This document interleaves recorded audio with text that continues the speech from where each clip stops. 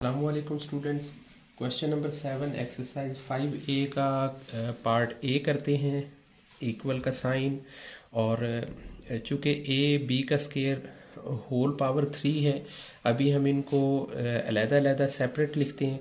सो क्या होगा कि ए की पावर हमारे पास आ जाएगी 3 और जो बी की पावर है वो हमारे पास आ जाएगी 2 मल्टीपल 3।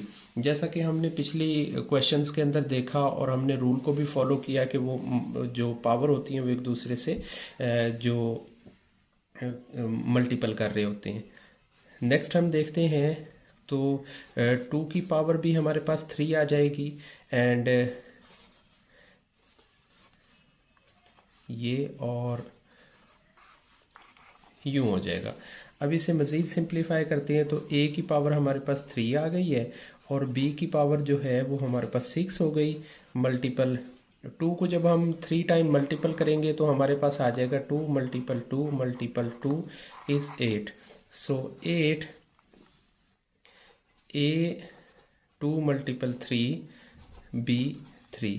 सो अगेन हम a की पावर 3 हो गई, b की 6 हो गई 8 और a की पावर 6 हो गई और b की 3 है।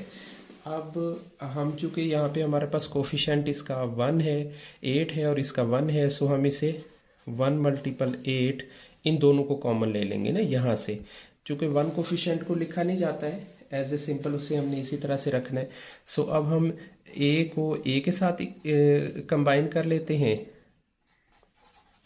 यहाँ 6 है और b का 6 है और b का 3 है। अब हमें जो पावर हमारा फार्मूला 1 था उसमें हमें पता चला कि जो बेस अगर सेम होती है तो हम जो पावर्स होती हैं उनको हम ऐड कर लेते हैं। सो 8 a 3 प्लस 6 मल्टीपल 6 प्लस 3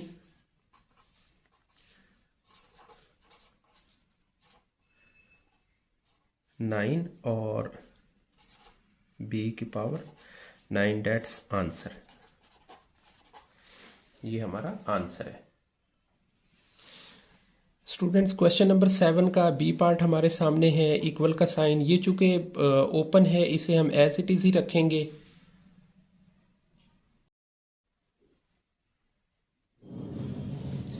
अच्छा स्टूडेंट्स, क्वेश्चन नंबर 7 का बी पार्ट हमारे सामने है जिसमें C2 D2 जो ओपन हमारे पास वैल्यूज हैं इनको हम एज इट इज ही रखेंगे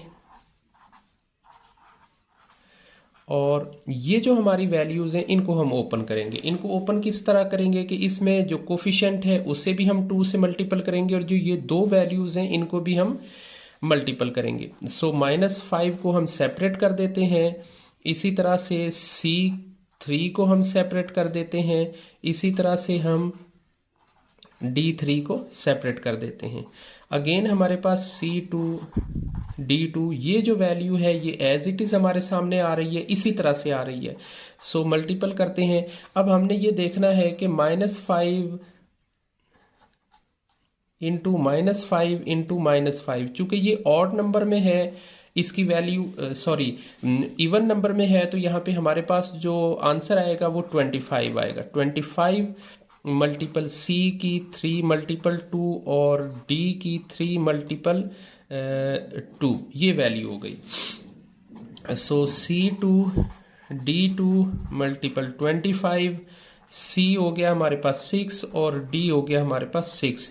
अगेन हम इसे करते हैं। देखिए हमारे पास जो कोफिशिएंट है उनको हम कंबाइन कर लेते हैं तो कोफिशिएंट हमारा 25 ही आएगा।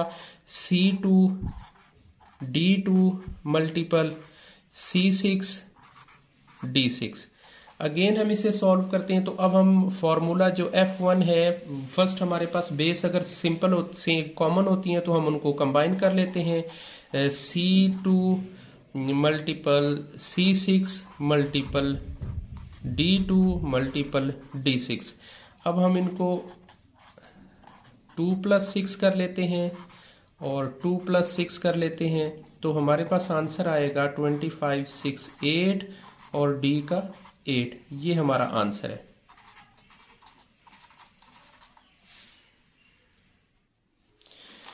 क्वेश्चन 7 का सी पार्ट हम करने लगे हैं। अभी हम पहले ब्रैकेट्स को ओपन कर लेते हैं। अब ब्रैकेट्स को ओपन करने के लिए क्या करेंगे, हम इनको सेपरेट करते हैं। अब 8 जो कोफिशिएंट है इसकी पावर भी 2 हो जाएगी। इसी तरह से जो E5 की जो पावर है वो भी 2 हो जाएगी, और सेम इसी तरह से F3 जो है वो 2। डिवाइड हमारा एज इट इज रहेगा। अब हम अगेन हमारा जो E3 है ये भी हमारा 3 हो जाएगा, और जो F की वैल्यू है वो चूंकि इसका पावर जो है वो कुछ भी नहीं है, 1 है, सो इसे हम अलहदा से लिख लेते हैं। अब क्या करेंगे कि हम इनको 8 8 हमारे मल्टीपल 8 ये होते हैं 64, और E की पावर 5/2, और F होगा 3/2 डिवाइड E हमारा हो गया 3/3, और F हो गया 1/3। ये 1 मैंने इसलिए लिखा है कि इसकी पावर 1 है, आपको थोड़ा आइडिया हो जाए। इसे हम इन शॉर्ट भी कर सकते हैं, इसे सिंपल भी किया जा सकता है, ज़रूरत नहीं है। सिर्फ थोड़ा सा मैं एक्सप्लेन कर रहा हूँ ताकि आपको कोई, अगर किसी बच्चे को ठीक से समझ नहीं आ रही हो तो वो आसानी से अपना क्वेश्चन कर पाए। 64 E पावर हो गई 10, और F की पावर हो गई 6, E की पावर 9, और F की पावर 3। अब चूंकि देखें इसमें कोफिशिएंट हमारे पास कोई नहीं है इस वैल्यू में, इसमें 64 है और दोनों के जो बेस हैं वो सेम है, तो हम इनको एज इट इज कर देते हैं, यानी इस डिवीजन को हम कन्वर्ट कर देते हैं मल्टीपल में। इसे मल्टीपल में करेंगे तो जो वैल्यूज हैं वो हमारी चेंज हो जाएंगी, जो प्लस है वो माइनस हो जाएगा, जो माइनस है वो प्लस हो जाएगा। सो 64 E10 F6 -9 -3। अब इनको सेम इकट्ठा कर लेते हैं। 10 -9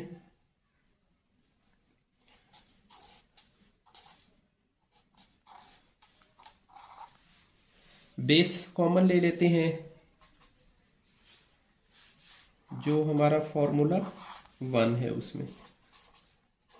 अब जब बेस कॉमन लेंगे तो क्या करेंगे, हम इनको प्लस करेंगे, और ये F है, F को हमारी वैल्यू है 6 -3, सो 64। अब चूंकि 1 रहता है, 1 को लिखने की ज़रूरत नहीं है, 10 में से 9 माइनस करेंगे तो 1 रहेगा, और इसी तरह से F जो है उसमें से हमें 3 रह जाएगा। इसे मज़ीद शॉर्ट फॉर्म कर लेते हैं, मल्टीपल का साइन हटा देते हैं, ये हमारा आंसर है। स्टूडेंट्स डी पार्ट को सॉल्व करते हैं। जो क्वेश्चन नंबर 7 का डी पार्ट है बहुत आसान है, बहुत इजी है। देखें पहली वाली जो हमारी वैल्यू, उसे तो खोलने की ज़रूरत ही नहीं है, वो तो एज इट इज़ ही रहेगी। इसे तो हम, ये जो वैल्यू है इसे हम ओपन कर लेते हैं। अब इसे ओपन करने के लिए जो -2 है इसकी भी पावर को सेपरेट कर देते हैं, जो G है इसकी पावर को भी हम सेपरेट कर रहे हैं, और H2 की पावर को भी हम सेपरेट कर रहे हैं। और अगेन हम इसे लिखते हैं तो 16 G8 H7, ये हमारा हो गया -8, और क्या हो गया कि G की वैल्यू हमारे पास आ गई 9, और H की वैल्यू हमारे पास आ गई 6। चूंकि ये डिवीजन का है, अब देखें हमारे सामने यहाँ पे भी कोफिशिएंट है और ये 6 का भी कोफिशिएंट है, सो हम इनको लिखते हैं फ्रैक्शन की शक्ल में। ये हो गया G8 और H7 बाई -8 G9 और H6। बिल्कुल सिर्फ हमने इस मल्टीपल को छोड़ के और इसे हमने फ्रैक्शन में लिखा है, एक ही बात है। अब हम इनको डिवाइड भी कर सकते हैं, 8 1s 8 और 8 2s 16, यानी ये हमारे पास अब रह जाता है 2G8 H7 और G9 H6। अब थोड़ा सा अगर हम नोट करें तो ये हमारी जो वैल्यू है, ये ऊपर की वैल्यू हमारी छोटी है और जो नीचे की वैल्यू है ये हमारी बड़ी है। लिहाजा हमेशा जो बड़ी अमाउंट है हमने उसकी तरफ लेके आना है, क्योंकि हमने जो पावर होती है उसे हमने पॉजिटिव में रखना होता है। सो इसे हम यूं भी कर सकते हैं कि हमारे पास ये जो एच है ये 7 रहेगा। अगेन जो एच है नीचे वाला इसे हम ऊपर ले आएंगे, ये हमारी वैल्यू ऊपर शिफ्ट हो जाएगी। सो जब ऊपर शिफ्ट होगी तो ये क्या हो जाएगा, ये -6 हो जाएगा। और जो जी हमारा 9 है इसे जब हम ऊपर वाला जी 8 को हम नीचे लेके जाएंगे तो ये माइनस हो जाएगा। सो क्या हो गया कि 2 तो हमारा कोफिशिएंट कॉमन है इन सब में, एच सिंपल रह गया क्योंकि 7 में से -6 जाएंगे और यहाँ पे हमारे पास 9 में से -8 होगा। सो इसका आंसर हमारा आ जाएगा, ये आंसर है। अच्छा स्टूडेंट्स, क्वेश्चन नंबर 8 का ए पार्ट करते हैं। सिंपल है, हमें यूं करना है कि हम इस पहले ब्रैकेट को ओपन कर लेते हैं। जो हमारा जो हमारी पावर है 2 को, ये हो जाएगा 2a u और b की पावर 2। अच्छा, मल्टीपल a की पावर 2 और b की पावर, इसे आप यूं कर लें। दूसरे स्टेप पे जब हम आएंगे तो हम इसे ओपन करते हैं तो ये हो जाएगा 4a का 4, इसे मैं शॉर्ट कर रहा हूँ। आपको भी पता है कि हम इसे सेपरेटली हम 2 की पावर 2 लिखेंगे और a की पावर 2 को 2 करेंगे तो देन ये हमारा 4a का ये आ जाएगा वैल्यू।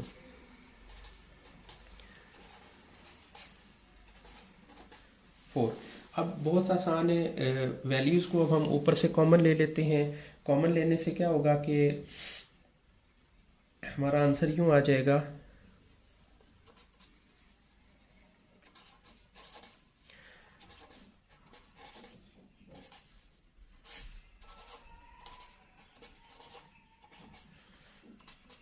अगेन क्या होगा कि हम फॉर्मूला 1 के ज़रिए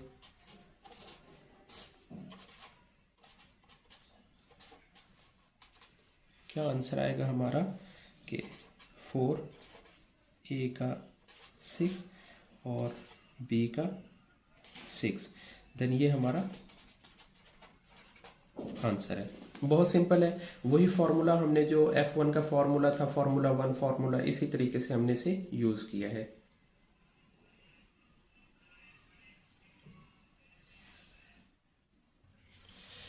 बी पार्ट सॉल्व करते हैं क्वेश्चन नंबर 8 का। स्टूडेंट्स सी की पावर 3 ब्रैकेट ओपन करते हैं और डी की 2 मल्टीपल 3 हो जाएगा। इसी तरह से सी जो है वो 3 मल्टीपल 2 हो जाएगा और 2d की पावर 2 हो जाएगी। अब देखें यहाँ पे थोड़ा सा ये है कि इसे एज ए होल अभी रख लेते हैं क्योंकि यहाँ पे 2 कोफिशिएंट है और डी भी मतलब 2 डिजिट हमारे पास आ रही हैं, सो आसान हो जाएगा। सी की वैल्यू 3 आ गई और डी की वैल्यू हमारे पास 6 आ गई, मल्टीपल सी हमारे पास 6 हो गया और 2 का जो कोफिशिएंट के साथ जब स्केयर करेगा तो ये 4 हो जाएगा और डी का 2। सो अब हम ये देखते हैं कि C को हम C से कॉमन कर लेते हैं, C3 मल्टीपल C6 और जो नीचे हैं उनको हम कॉमन कर लेते हैं D6 और मल्टीपल D2। अगेन हम इसे C पे 3 6 हो जाएगा और 4D में 6 + 2 हो जाएगा।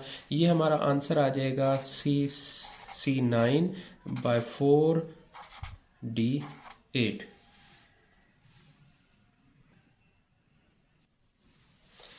स्टूडेंट क्वेश्चन नंबर 8 का पार्ट सी हमारे सामने है। इनको ओपन कर लेते हैं 3e यूं और f यूं कर लेते हैं, डिवाइड। अच्छा 27 को चूंकि हम यहाँ पे देख रहे हैं कि ऊपर हमारे पास ये बेस 3 है, सो हम 27 को भी बेस 3 की वैल्यू में ले आते हैं। अब बेस 3 की वैल्यू के लिए हमें क्या करना होगा, हमें इसके फैक्टर लेने होंगे। सो हमें ये आइडिया हो गया कि 3 की पावर यहाँ पे 3 भी हम लिख सकते हैं, यानी 27 को जो फैक्टर है 3 multiple 3 multiple 3 is equal to 27, यानी इसे इस तरह से भी लिखा जा सकता है और ये हो गया, और इस तरह से F11। अब हम देखते हैं कि हमारा जो 3 का जो पावर है वो हमारे पास, सॉरी यहाँ पे 3 नहीं है, ये 4 है वैल्यू, ये 4 हो गई और e की पावर 3 मल्टीपल 4 है बाय f हमारे पास 8 हो गया, डिवाइड 3 की पावर 3 है और ई हमारे पास 9 है और एफ हमारे पास 11 है। अब इसे मज़ीद सॉल्व करते हैं। अब देखें हमारे पास अगर हम देखते हैं तो जो कॉमन हो जाते हैं हमारे पास 3 इंटू 3 हमारे पास कॉमन है। सो ये बेस हमने इसकी कॉमन ले ली है 3 की। 4 माइनस 3, क्योंकि यहाँ पे अब हम मल्टीपल अप्लाई करेंगे। मैं एक स्टेप इसे छोटा कर रहा हूँ। सो इसी तरह से ई को हम करेंगे। ये हमारे पास 12 होते हैं, 12 माइनस 9 और एफ हमारे पास 8 माइनस 11 है। 8 माइनस 11 से हमारा आंसर यहाँ पे आएगा 3 की पावर, चूँकि एक रह जाती है उसे हमें लिखने की ज़रूरत नहीं है। ई हमारे पास रह जाते हैं 3 और एफ हमारे पास रह जाता है -3। अब चूंकि ये माइनस की वैल्यू है लिहाजा हम इस एफ को यहाँ से उठा के ऊपर ले जाएंगे। जब ये ऊपर जाएगा तो ये पॉजिटिव हो जाएगा। याद रखिएगा ऊपर से नीचे जब हम लाएंगे तो ये अलामत बदलती है और जब नीचे से ऊपर लेके जाती हैं तो ये भी हमारी अलामत बदल जाएगी। सो 3e की पावर और f की पावर 3 ये हमारा आंसर हो गया। होपफुली आपको समझ आया होगा। स्क्रीनशॉट ले लें ताकि आपको बाद में भी इसे चेक करने में आसानी रहे। स्टूडेंट क्वेश्चन नंबर 8 का डी पार्ट हमारे सामने है। इक्वल का साइन लगाएंगे। पहले हमें ब्रैकेट को सॉल्व कर लेते हैं। g की पावर 2 इसे हम सेपरेट कर लेते हैं। नीचे भी हम इसी तरह से ये कर लेते हैं और डिवीजन का साइन हो गया -3। G5 का हमारे पास 3 हो गया और इसी तरह से 2H2 की हमारे पास 3 हो गया। अब हम इसे मज़ीद सॉल्व करते हैं। हमारे पास अब पता है कि G की वैल्यू 2 मल्टीपल 6 हो जाएगी और H की वैल्यू 3 मल्टीपल 3 हो जाएगी। यहाँ पे हम 3 को 3 टाइम मल्टीपल करेंगे तो ये हमारे पास आ जाएगा -27 और G5 इंटू 3 और इसी तरह से 2 को जब हम करेंगे तो 3 टाइम ये हमारे पास 8 आ जाएगा। 8H2 मल्टीपल 3 ये हमारे पास आ गई। अब हम इसे शॉर्ट कर लेते हैं ज़रा। G की वैल्यू हमारे पास आ गई 12 और H की वैल्यू हमारे पास हो गई है 9 और डिवाइड -27। G हमारे पास है 15 और 8H6 सॉरी एक हमारे से गलती हाँ यहाँ पे हुई है। ये हमें यहाँ पे 6 रखना था और 6 to 18 होता है। ये हमारी 18 की वैल्यू है। अच्छा अब हम नोट करते हैं ऊपर हमने कॉमन ले लेना है। जैसे हमारे पास -27 हमारा कोफिशिएंट आ गया और G12 multiple G15 by H18 multiple 8 को हम यहाँ पे कॉमन ले लेंगे और 8 6। अगेन हम इसे सॉल्व करते हैं। -27 और G हमारे पास 12 माइनस 15 और 8H 18 माइनस 6 हो गया। अब हमारे पास जो आंसर आता है वो 27 G। सो ये हमारे पास 12 में से 13 माइनस होंगे तो -3 रह जाएंगे और यहाँ पे हमारे पास 8 और H में से हम 16 को निकालते हैं तो ये 12 रह जाते हैं। अब हमें सिर्फ इतना करना है कि ये जो माइनस की वैल्यू इसे हमने माइनस में नहीं रखना है लिहाजा हम इसे नीचे ले जाते हैं। ये हमारे पास हो जाएगी 27/8 माइनस में और क्या होगा कि ये वैल्यू नीचे जाके हो जाएगी 3 और H12। ये हमारा आंसर है। सो होपफुली हमारा क्वेश्चन नंबर 8 हमारा कंप्लीट हो गया। इंशाल्लाह नेक्स्ट वीडियो में नेक्स्ट एक्सरसाइज के साथ मिलेंगे। तब तक के लिए अल्लाह हाफिज़।